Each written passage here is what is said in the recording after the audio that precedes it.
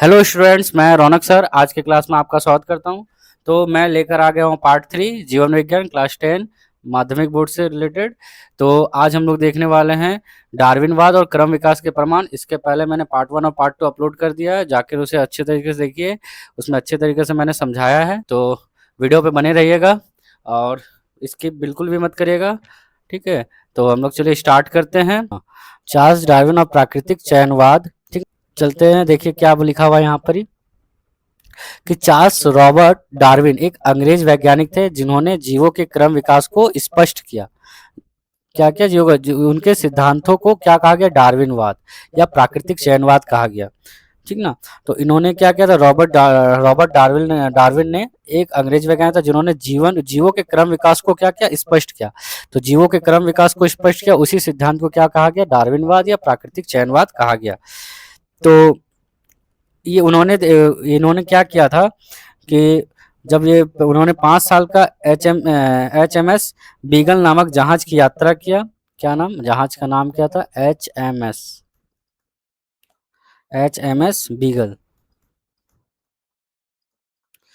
Beagle नामक जहाज का यात्रा किया और दुनिया भर में जाकर पौधा और जानवरों का अध्ययन किया था। दुनिया भर में सबका पौधा और जानवर का अध्ययन किया।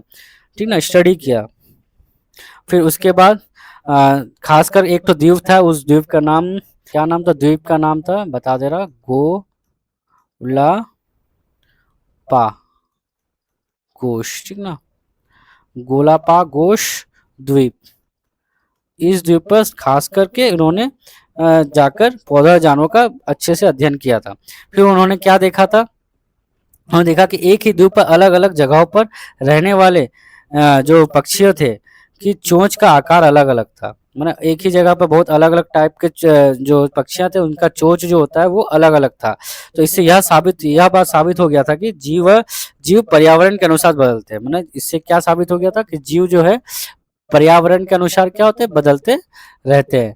तो इनका अध्ययन से ये पता चला। फिर डार्विन को क्या कहा गया? डार्विन को कहा जाता है, ये जो चार्ल्स डार्विन को कहा जाता है डिटेक्टिव ऑफ नेचर। ये नाम याद रखना, डिटेक्टिव ऑफ नेचर कहा जाता है डार्विन को। ठीक ना, क्या कहा जाता है डार्विन को? Detective of nature. Detective of nature. ठीक है, मतलब प्रकृति का जासूस कहा जाता है चार्ल्स डार्विन को। ठीक है, क्योंकि उन्होंने प्रकृति के हर छोटे बड़े नियमों को ध्यान से पढ़ा था, इसीलिए कहा जाता है। पूछेगा क्यों कहा जाता है? तो क्योंकि उन्होंने प्रकृति के हर छोटे बड़े नियमों को क्या किया था? ध्यान से पढ़ा था। तो उदाहरण से यहाँ पे बता, देखो लिखा हुआ है प्रकृति का जासूस। तो उदाहरण, डार्विन एक प्रकृति के जासूस की तरह थे जिन्होंने दुनिया भर में घूमकर यह पता लगाया कि लाखों वर्षों में जानवर और पौधे कैसे बदलते हैं। तो 1809 में, ठीक ना, जन्म हुआ इनका। और 1859 में origin of species by natural selection पुस्तक लिखा और 1882 में इनका क्या हो गया? मृत्यु हो गया। ठीक है, तो इसमें याद क्या रखना है? डार्विन का सिद्धांत 5 मुख्य तथ्यों पर आधारित है। 5 तथ्यों पर आधारित है जो प्रकृति में जीवों के बचे रहने की कहानी बताता है। तो किस तरह प्रकृति में जीव बचे रहे उसके बारे में बताया जाता है। ठीक ना, ये 5 मुख्य तथ्यों पर आधारित था। तो चलिए नेक्स्ट देखते हैं हम लोग स्लाइड। तो पहला सिद्धांत क्या था? ये 5 तथ्यों के बारे में पढ़ेंगे। पहला था सिद्धांत वंश गति की तेज दर। वंश गति की तेज दर। तो यही डार्विन ने यही कहा था। माने इसका समझ लीजिए अत्यधिक प्रजनन क्षमता, एक टाइप से अत्यधिक प्रजनन क्षमता।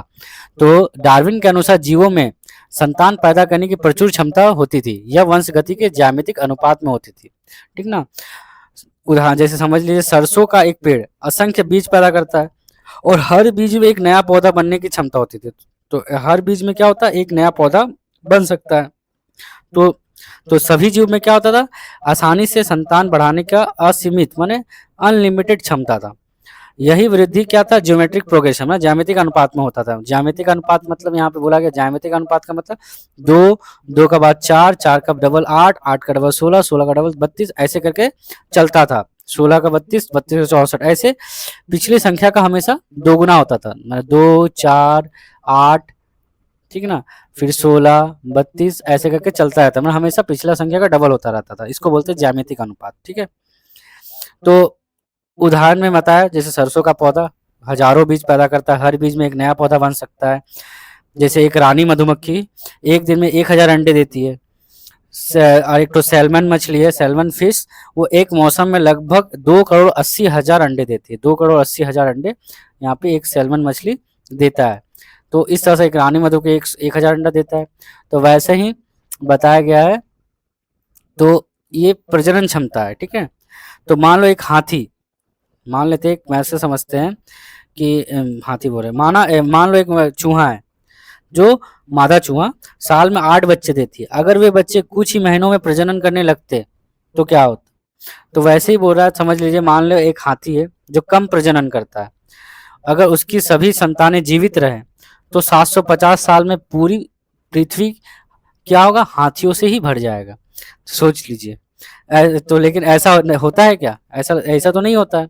क्यों नहीं होता? क्योंकि इन लोगों के पास साधन जो होता है, रिसोर्सेस होता है, वो लिमिट रहता है। जैसे भोजन हो गया, पानी, जगह, ये सब तो लिमिटेड रहता है ना। तो ये साधन लिमिट रहता है। तो यह इसलिए यह जरूरी भी है। अत्यधिक प्रजनन से क्या होता है? जनसंख्या बढ़ता है, तो भोजन और जगह क्या पड़ेगा? कम पड़ेगा, संघर्ष होगा, स्ट्रगल शुरू होगा।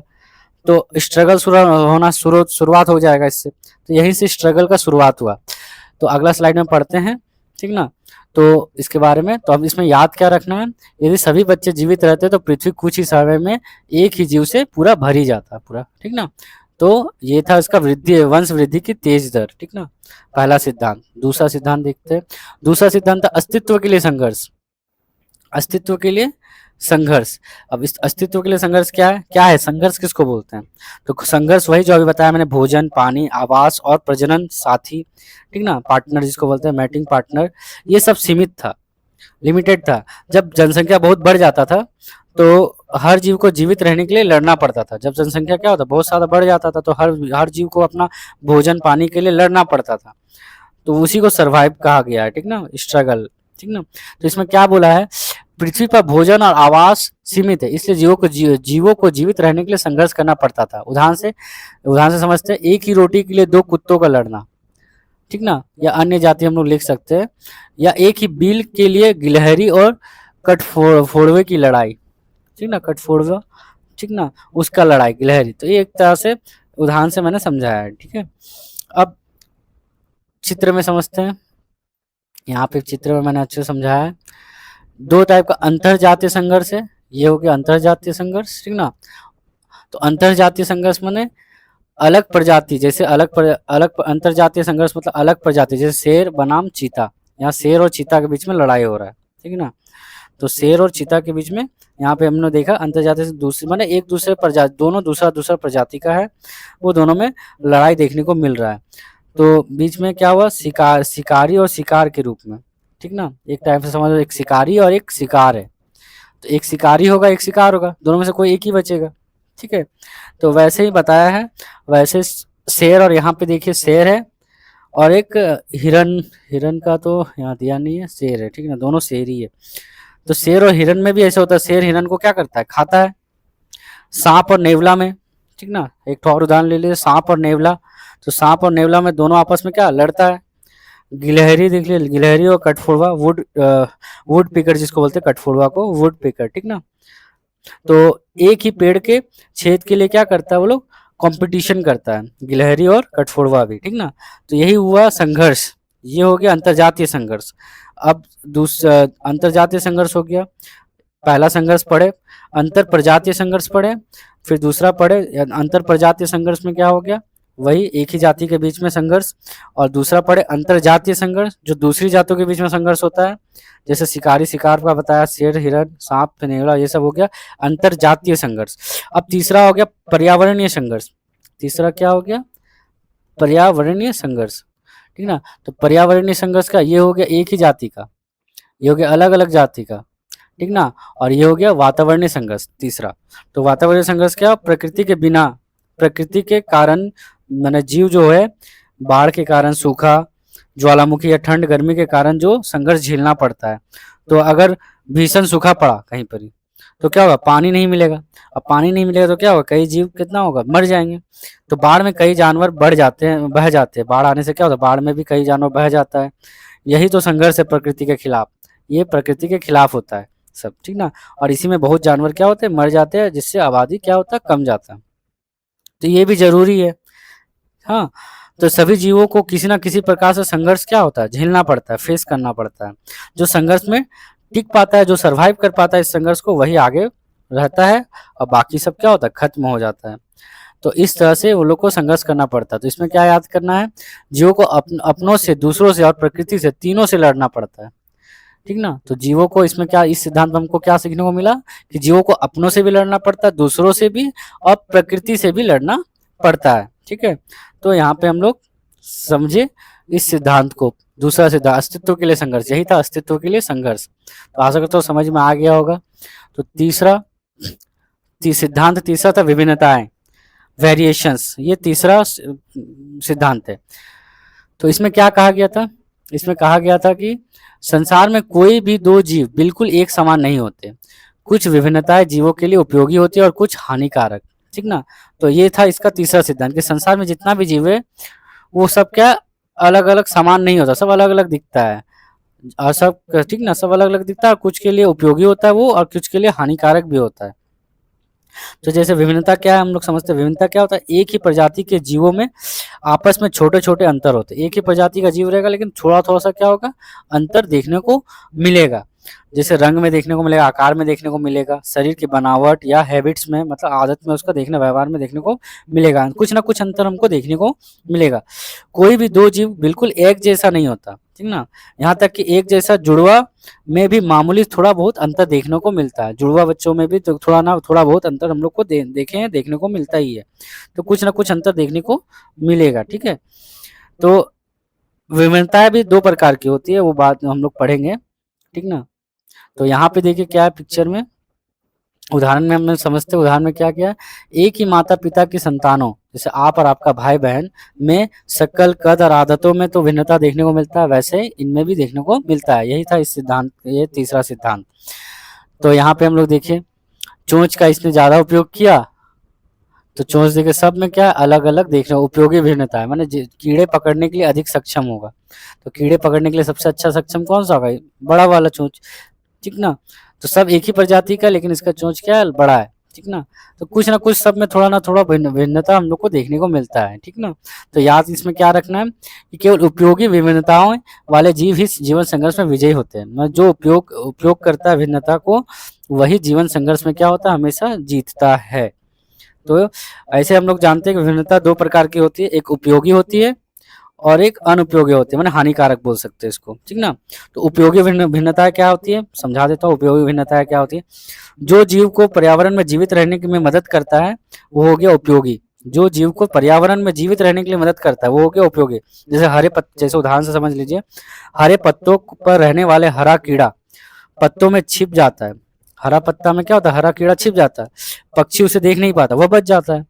वैसे लंबी गर्दन वाला जिराफ ऊंचे पेड़ के पत्ते खा सकता है, भोजन मिलना आसान होता है उसको, ठीक ना, तो वो लोग बच जाता है।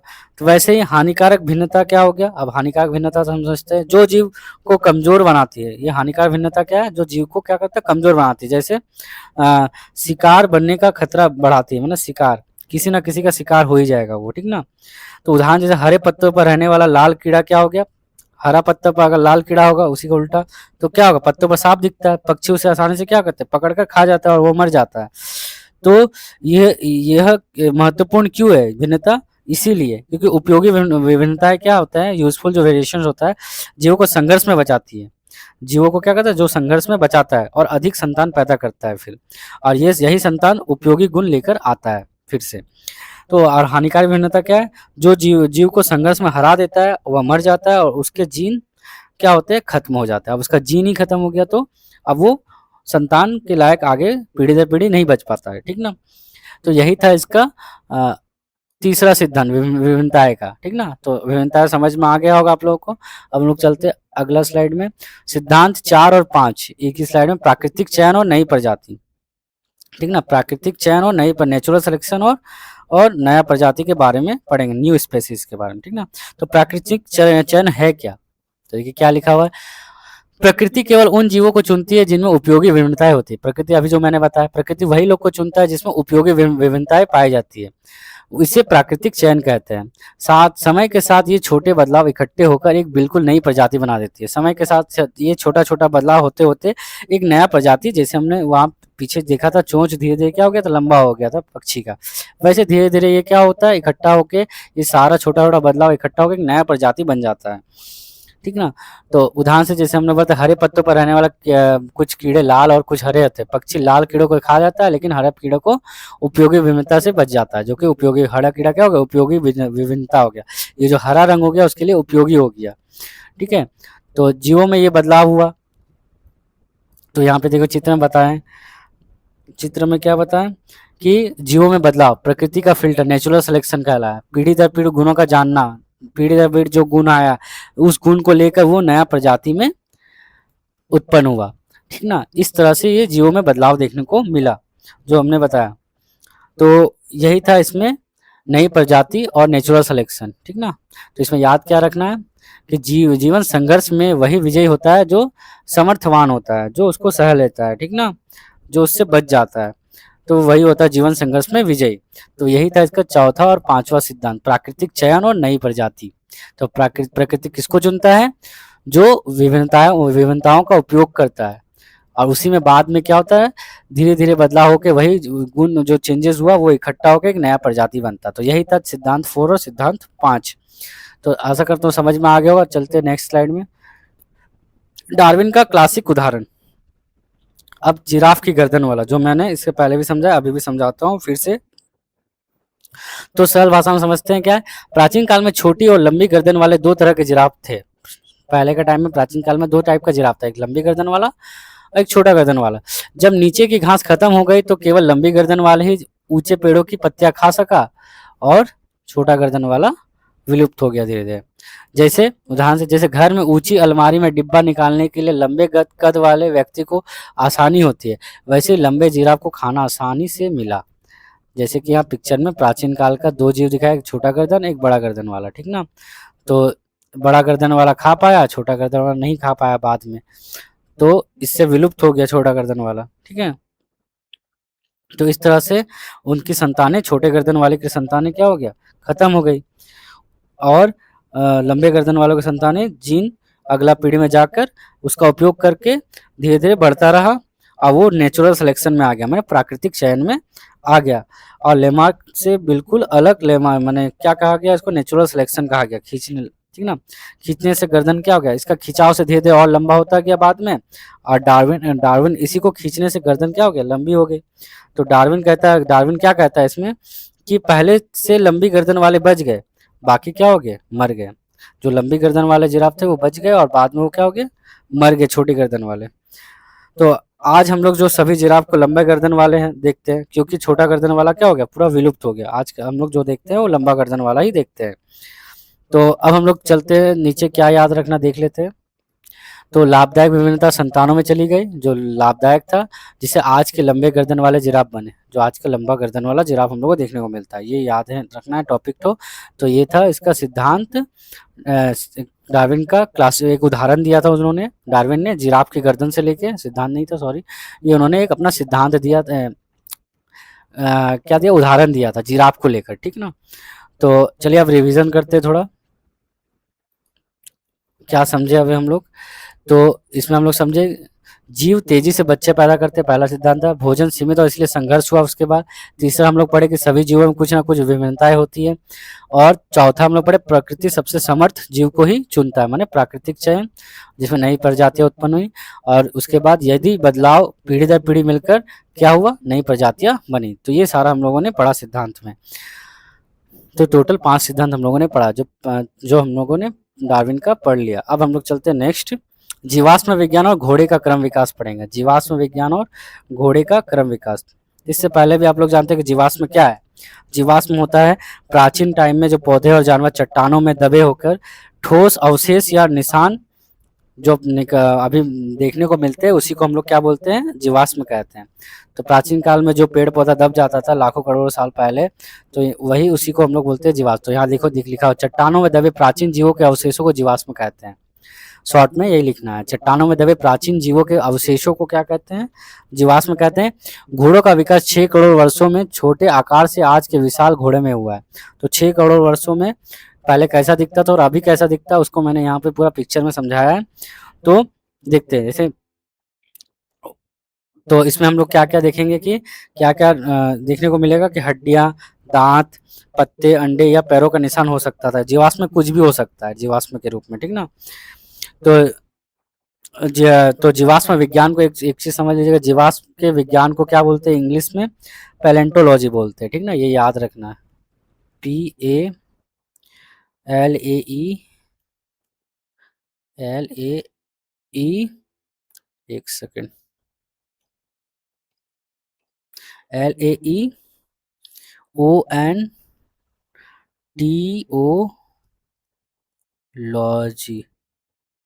पैलेंटोलॉजी बोलते हैं जीवाश्म विज्ञान को, ठीक है, इंग्लिश में। इस मतलब इसको, इसके अध्ययन को, स्टडी को बोलते हैं, ठीक ना। जो जीवाश्म से रिलेटेड अध्ययन करता है उसको पैलेंटोलॉजी बोलते हैं, ठीक है, ये याद रखना है आप लोगों को। तो अब देखते हैं घोड़ा का क्रम विकास किस तरह से हुआ, ठीक है। तो सबसे पहला घोड़ा जो कुत्तों के जैसा दिखता था, थोड़ा छोटा, ठीक ना। तो 6 करोड़ वर्ष पहले सबसे पहले इयोहिप्पस, नाम क्या था उसका? इयोहिप्पस। 6 करोड़ वर्ष पूर्व ये 11 इंच का था, ठीक ना। इसका ऊंचाई कितना था? 11 इंच, मतलब 11 इंच में लगभग मतलब समझ लीजिए 30 सेंटीमीटर, ठीक ना। लोमड़ी जैसा समझिए, लोमड़ी जैसा दिख रहा है एकदम, ठीक ना, लोमड़ी जैसा, ठीक ना। फॉक्स, मतलब फॉक्स का भी ऊंचाई इतना ही होता है, 11 इंच, ठीक है। फिर उसके बाद 4 करोड़ वर्ष पहले, मतलब 40 मिलियन पहले वर्ष पहले क्या हो गया? मेसोहिप्पस। कौन है? मीजोहिप्पस बोले या मेसोहिप्पस बोले, एक ही बात है। इसको मीजोहिप्पस बोलते हैं, इंग्लिश में मेसो, MESO, मेसो हिप्पस, HIPPUS। तो मीसोहिप्पस या मेसोहिप्पस जो बोले दोनों सही है, ठीक है। तो इसका जो ऊंचाई था 24 इंच था, और इसमें तो 4 उंगलियां थी, इसमें कितनी उंगलियां थी? 3 उंगलियां थी। तो पाँव में जितनी कितनी उंगलियां थे? इसमें 4 उंगलियां थे, इसमें 3 उंगलियां हुआ जो मेसोहिप्पस में था, और इसका ऊंचाई कितना था? 24 इंच। उसके बाद आया 3 करोड़ वर्ष पहले 40 इंच का, ठीक ना। इसका ऊंचाई कितना हो गया? 40 इंच, ठीक है। तो 40 इंच का हो गया। और उसके बाद देखिए इसमें बीच की उंगली खुर बन रही थी। खुर जो है बीच का उंगली क्या हो रहा? खुर टाइप का बन रहा था, ठीक है। तो खुर मतलब पहला एक उंगली जो था, पहला एक उंगलिया जो था घोड़ा का, उसको खुर बोलते हैं, ठीक ना। सिर्फ एक उंगली, वो धीरे धीरे आधुनिक टाइम में घोड़ा जैसा हो गया धीरे धीरे। और फिर इयोहिप्पस आया। इयोहिप्पस कब आया? प्लियोहिप्पस, सॉरी, इयोहिप्पस नहीं, प्लियोहिप्पस। प्लियोहिप्पस 2 करोड़ वर्ष पहले आया, जो कि 50 इंच का था, ठीक ना। ये 50 इंच का हुआ। अब धीरे धीरे खुर आ गया, तो खुर आ गया तो उंगलियां एक हो गया, मतलब, ठीक ना। तो अब उंगलियां खत्म हो गया उसका, अब खुर खुर विकसित हो गया। फिर लास्ट में इक्वस आया जो 10 लाख वर्ष पहले 60 इंच का हो गया। अब इसका ऊंचाई बढ़ गया, और इसमें अब जो खुर था वो मजबूत खुर बन के निकला, उभरा, ठीक ना। सब उंगलियां क्या हो गया? बाकी उंगलियां पूरा गायब हो गया, अब मजबूत खुर बन गया है, ठीक ना। अब ये क्या करता था? लंबे और घास चबाने के लिए बिल्कुल तैयार था, घास उस चबाने के लिए और दौड़ने के लिए एकदम तैयार हो चुका था, ठीक ना। तो यहाँ से घोड़ा का इस तरह से क्रम विकास हुआ, ये आता है एग्जाम में, इंपॉर्टेंट है, आप लोग इसको कर लीजिएगा, लिख लीजिएगा। इस हिसाब से घोड़ा का पूरा क्रम विकास आप लिख सकते हैं अपने भाषा में। तो याद क्या रखना? जीवाश्म विज्ञान ठोस प्रमाण देता है। जीवाश्म विज्ञान क्या देता है? ठोस प्रमाण देता है कि जटिल जीवों का विकास सरल जीवों से हुआ है। किससे हुआ? जटिल जीवों का विकास सरल जीवों से हुआ है। ये भी एक प्रमाण हम देता है जीवाश्म विज्ञान, ठीक है। तो घोड़ों का क्रम विकास इस तरह से हुआ। तो चलिए नेक्स्ट स्लाइड में चलते हैं, हम लोग देखते हैं क्या है। तुलनात्मक शारीरिक रचना, समवृद्धि अंग क्या है? समवृद्धि अंग हम लोग समझते हैं, ठीक है। तो समवृद्धि अंग हम लोग क्या है? समवृद्धि अंग, तो देखिए वे अंग जिनकी मूल रचना और उत्पत्ति अलग अलग होती है। मूल रचना माने बनावट जिसका, और उत्पत्ति एकदम अलग अलग होता है, उसको बोलते हैं।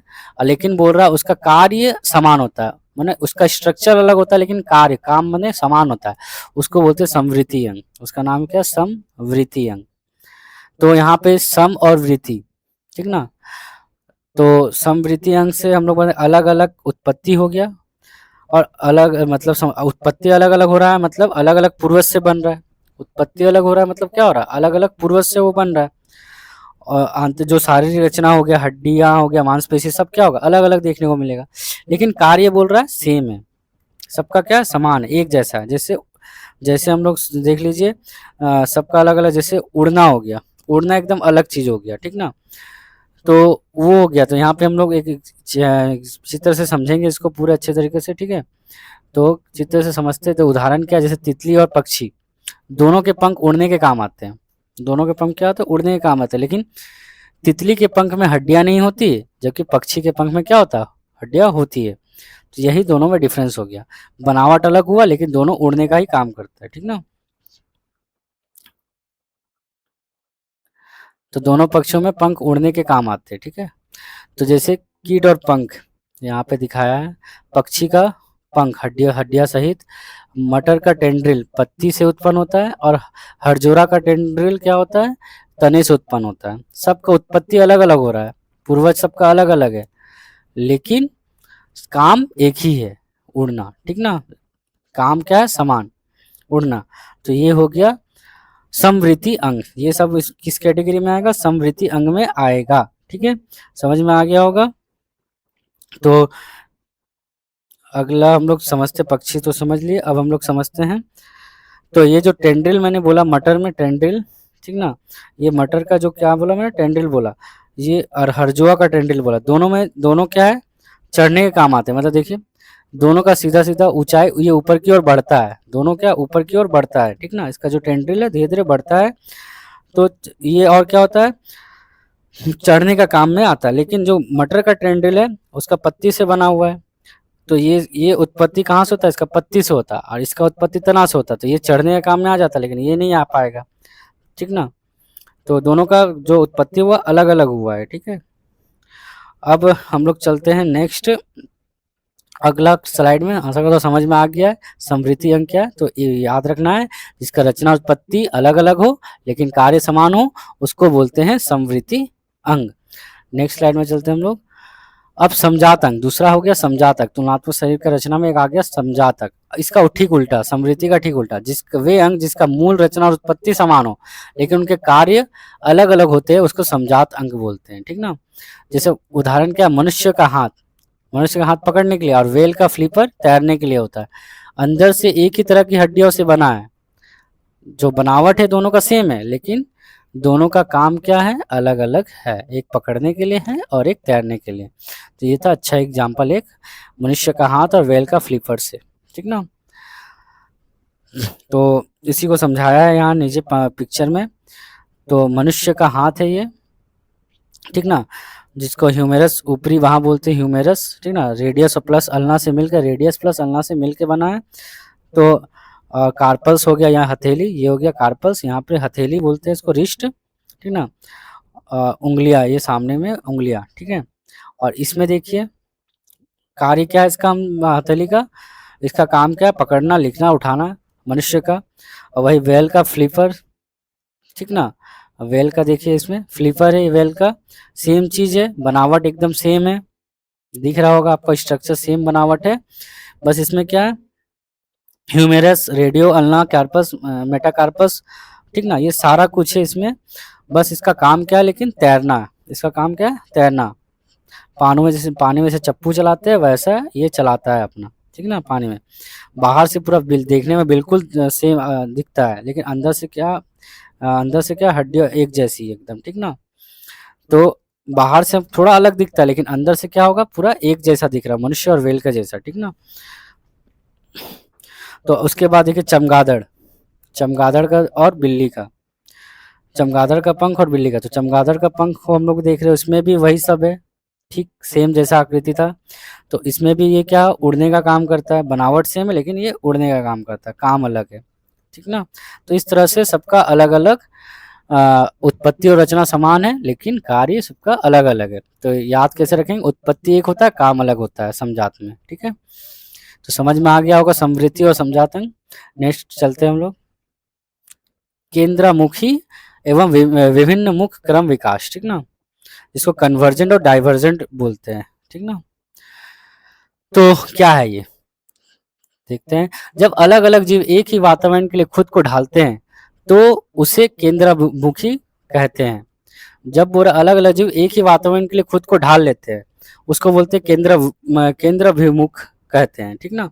और जब एक एक ही जीव अलग-अलग वातावरण में जाकर बदलता है, तो उसको विभिन्न मुख कहते हैं, ठीक ना? कन्वर्ट डाइवर्जेंट जिसको बोलते हैं, ठीक है? तो यहाँ पर ही उदाहरण से समझा, जैसे अलग-अलग स्कूलों के बच्चों एक ही खेल के मैदान में आए, या एक क्लास के बच्चे अलग-अलग करियर चुने, वो हो गया विभिन्न मुख। मतलब जैसे एक अलग-अलग स्कूल के बच्चा अगर एक ही मैदान में आएगा तो वो हो गया केंद्राभिमुख, और वही अगर एक क्लास के बच्चे अलग-अलग करियर चुने तो हो गया विभिन्न मुख, मतलब अलग-अलग वातावरण में चला गया, ठीक ना?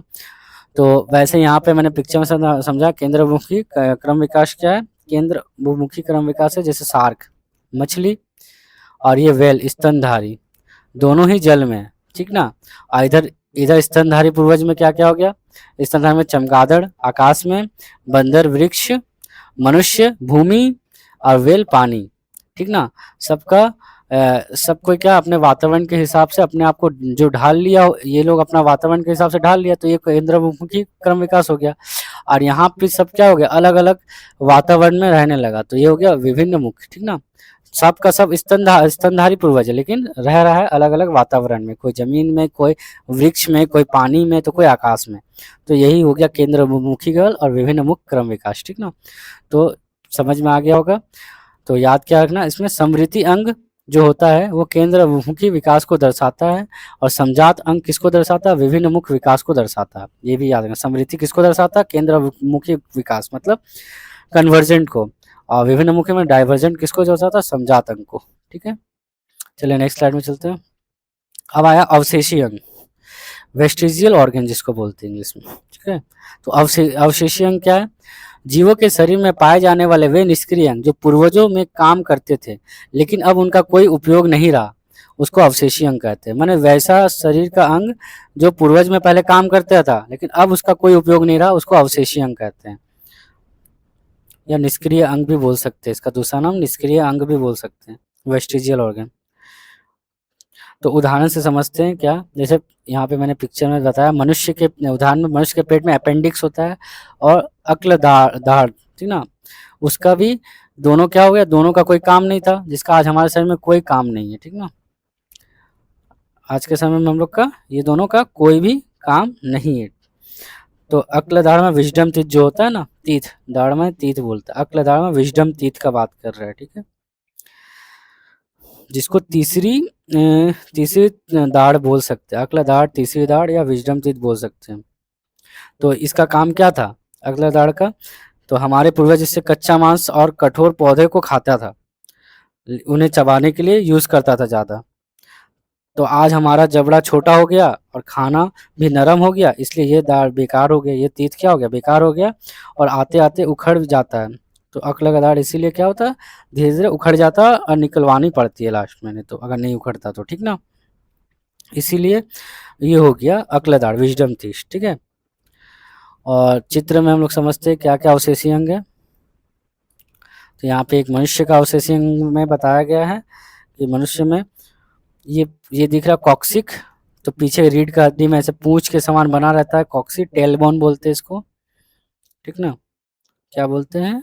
टेलबोन, ठीक है? तो तो आज हमारा ये पूंछ नहीं देखने को मिलता, ये सब क्या हो गया? सिकुड़ गया है पूरा पूंछ, और पेड़ों पर चढ़ना, जो वो पहले जो पूंछ था वो पेड़ों पर चढ़ने के लिए मदद करता था, बंदर के जैसा था। अभी ये धीरे धीरे क्या हो गया? सिकुड़ गया और गायब हो गया, ठीक ना? तो इस तरह से अविकसित, इसका यूज कम होने लगा, तो ये क्या हो गया? गायब हो गया। वैसे यहाँ कर्ण पल्लव लिखा हुआ है, तो कर्ण पल्लव का क्या काम है? कर्ण पल्लव का कोई भी काम नहीं हमारे शरीर में, ठीक ना? तो ये सारा अवशेषी हो गया। निमेषक कला, ठीक ना? ये सब नाम रखना आपको, अपेंडिक्स, कॉक्सिक, ये सारा याद, ये सारा क्या हो गया? मनुष्य का अवशेषी अंग हो गया, मनुष्य का अवशेषी अंग में आता है ये सारा।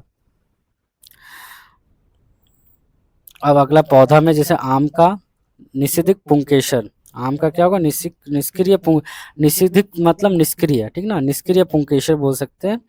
तो आम में निष्क्रिय पुंकेसर हो गया, ये अवशेषी अंग। तो इस तरह से अगला समझ में आ गया होगा।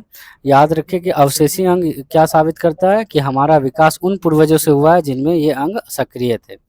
पहले ये अंग यूज होता था, अब ये अंग यूज नहीं होता। तो ये सारा अवशेषी अंग को याद रखना, पूछा जाता है एग्जाम में। नेक्स्ट स्लाइड में चलते हैं। अब तक हम लोग क्या समझे? तो अब तक हम लोग क्या समझे इसमें कि जीवाश्म घोड़ों का विकास शेकड़ों वर्ष का विकास सिद्ध करता है कि शरीर समय के साथ क्या होता है, बदलता है। ईओ हिप्पस से किस तरह से इक्वस तक गया, ठीक ना। और शारीरिक रचना पढ़े हम लोग। शारीरिक रचना में समृद्धि अंग पढ़े, जिसका उत्पत्ति अलग होता है, काम एक होता है, जैसे तितली और पक्षी का पंख पढ़े। समझात में पढ़े उत्पत्ति एक है, काम अलग है, जैसे मनुष्य का हाथ और व्हेल का फ्लिपर। अवशेषी अंग में क्या, शरीर का बेकार हो चुके पुराने अंग, जैसे अपेंडिक्स। तो ये था, ये हम लोग समझे। मेरुदंडी प्राणियों के हृदय की रचना। तो मेरुदंडी प्राणी मतलब जिनमें रीढ़ की हड्डियां होती है, ठीक है। तो क्या है हृदय की रचना, किसमें कितना हृदय का कक्ष होता है वो जानते हैं। तो मेरुदंडी प्राणियों के हृदय का विकास सरल दो कोष्ठ वाले, दो कक्ष वाले या दो कोष्ठ वाले हृदय से जटिल कितना कोष्ठ वाले बने, चार कोष्ठ वाले हृदय में हुआ है। तो हम लोग का जो मनुष्य का कोष्ठ कितना होता है, चार चार कोष्ठ का होता है। तो दो कोष्ठ से किस तरह चार कोष्ठ वाले हृदय में परिणत हुआ है, तो वैसे यहाँ पे मैंने यहाँ पिक्चर में समझाया। तो पहले मछलियां का कितने कोष्ठ होते थे, दो कोष्ठ होते थे। फिर मेढक का कितना हुआ, तीन कोष्ठ हुआ। छिपकली के 3.5 कोष्ठ बोला जाता है, ठीक है, 3.5 कोष्ठ। और पक्षी और स्तनधारियों के कितने कोष्ठ होते हैं, चार कोष्ठ होते हैं। तो इस तरह से डेवलप हुआ, दो कोष्ठ से चार कोष्ठ।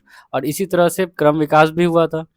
तो जैसे कि उदाहरण में मैंने समझाया कि जैसे परिवार बढ़ने पर 2 कमरे का घर 4 कमरे के घर में बदल दिया जाता है ताकि काम आसानी से हो सके, वैसे ही यहाँ पर ही हुआ है। मछली में से 2 कोष्ठ से होकर 4 कोष्ठ, जिससे आसानी से मनुष्य का जीवन विकसित हो सके, ठीक है।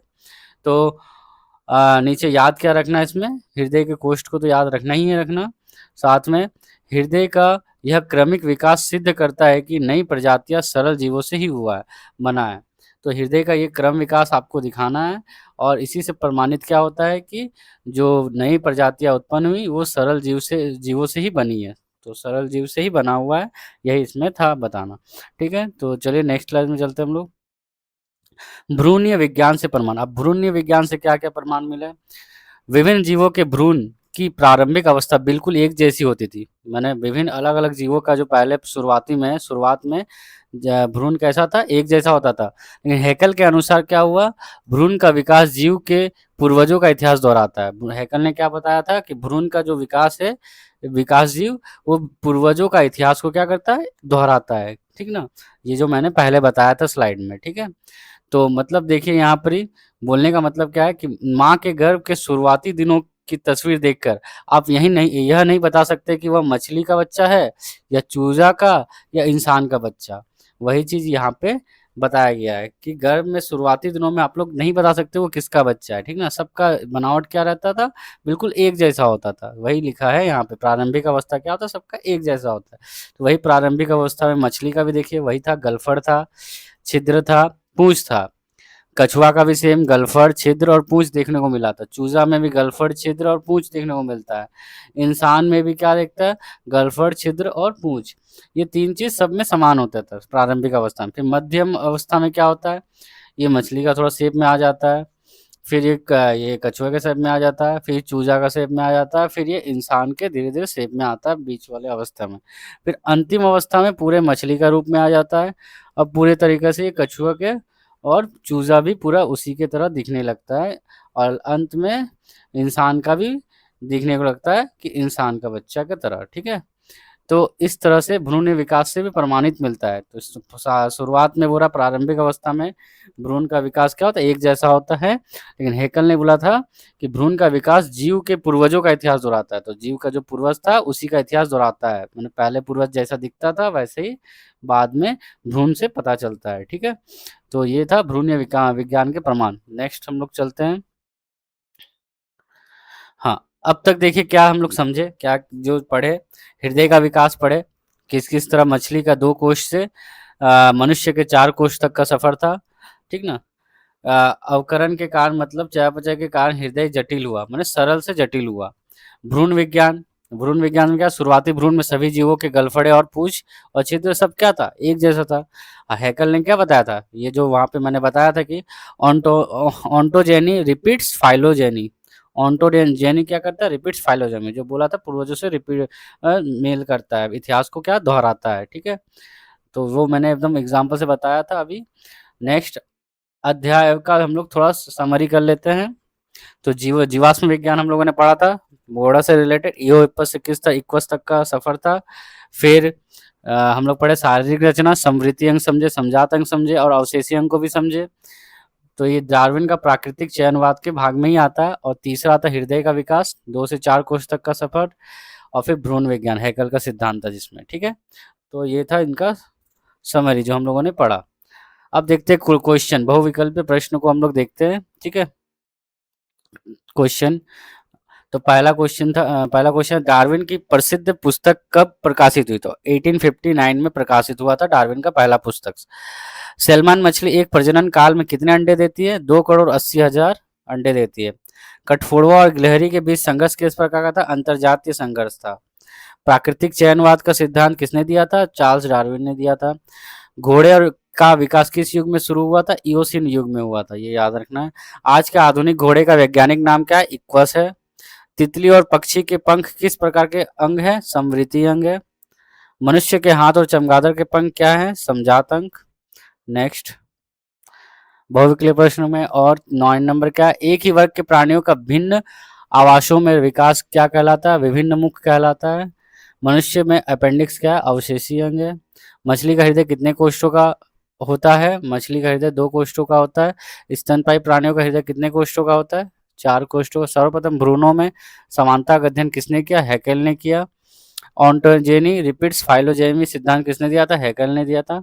डार्विन का जन्म कहाँ हुआ था, इंग्लैंड में हुआ था, ये जानना है, ठीक है। नीचे नेक्स्ट क्या है कि डार्विन के अनुसार जीवों में वंश वृद्धि किस अनुपात में होती थी, ज्यामितीय अनुपात में होती थी। मनुष्य और बिल्ली के अग्रपद कैसे अंग है, समझात अंग है। मनुष्य और बिल्ली का जो आगे का पांव का उंगलियां हैं वो कैसे होते हैं, समझात अंग में आता है। इओहिपस की ऊंचाई कितनी होती है, 11 इंच होती है। नेक्स्ट अति लघु प्रश्न, very short answer type question है। और तो मटर और हरजोरा के डेंड्रिल किस अंग के उदाहरण है, समृद्धि अंग के उदाहरण है। किसी एक वातावरणीय संघर्ष का उदाहरण दे, बाढ़ या भूकंप, ठीक ना, वातावरणीय संघर्ष हुआ।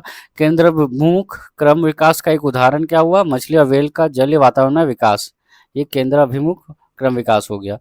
पौधों में पाए जाने वाले एक अवशेषी अंग का नाम क्या है, आम का निष्क्रिय पुंकेसर पौधा में पाए जाने वाला अवशेषी अंग है। जीवाश्म विज्ञान किसे कहते हैं, प्राचीन जीवों के अवशेषों के अध्ययन को क्या कहा जाता है, जीवाश्म विज्ञान।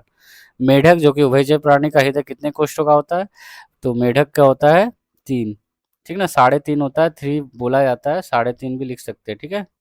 हम लोगों ने 3.5 ही यहाँ लिखा था, एक सेकंड देख लेता हूँ, नहीं सॉरी, छिपकली का 3.5 होता है, ठीक है।